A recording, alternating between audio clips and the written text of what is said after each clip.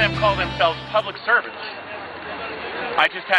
You heard the argument I got into with that dot aide who wasn't telling me he was a dot aide, but he was a dot aide who called in because I was going off on public service. That's not public service. Public service is my sister taking all of her time to go through all of these bills and putting her name out there when she criticizes and not getting any kind of remuneration for anything.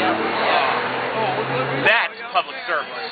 Exposing herself and her husband, rest his soul, to what anybody wants to say for an attack, but not caring, because the cause is more important. So when you hear I'm a public servant, or 20 years of public service, when you hear that kind of stuff, ask them what they've done.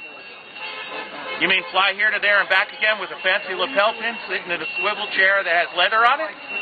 That's not public service. That's precisely what these founders were trying to stop. That sort of entitlement to that seat. Jefferson was a bankrupt farmer. He lost everything. His valuable collections of books.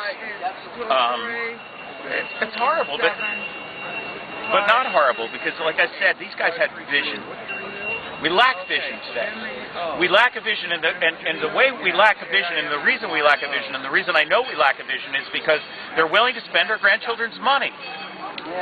Now, it used to be in a country like this that you saved money so that you could pass it to the next generation, correct, Erica? Yeah. So that the next generation would be better, and be better off for it, so that they wouldn't have to work quite as hard as we did. Or they might not have to sacrifice quite as much as we do. But no longer. Now we have an administration in Washington that is willing to mortgage our children's future. They will be paying. And you ask how they pay with higher taxes. And every time you tax a little more from an individual, they lose more of their freedom.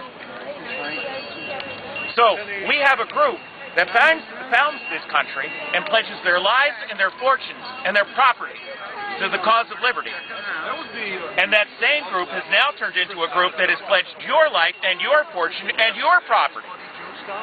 That's not public service, nor is it courageous.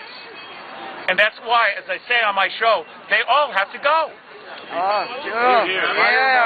And they all have to go this year.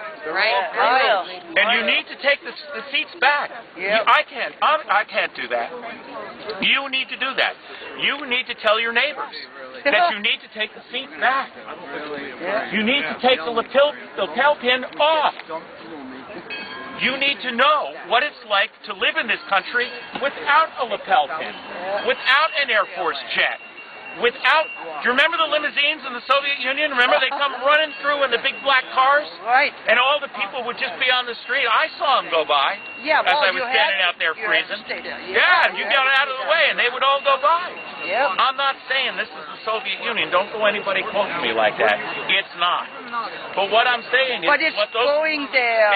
What they have in common is what these guys have in common is they've forgotten whose seat it is. They've forgotten who pays the bill. They'll say, "Oh, I want to help. I want to help people who are poor. We want to help people who are poor too." But it's so much easier for you to spend our money than for you to spend your money, isn't it?